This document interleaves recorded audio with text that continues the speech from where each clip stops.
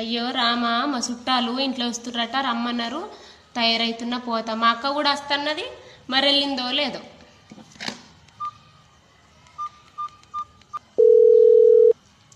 Hello అక్క, వస్తున్నా, వెళ్ళినవా? Aadhaar card తెచ్చుకో, మర్చిపోకు, ఫ్రీ బస్ కోదాం.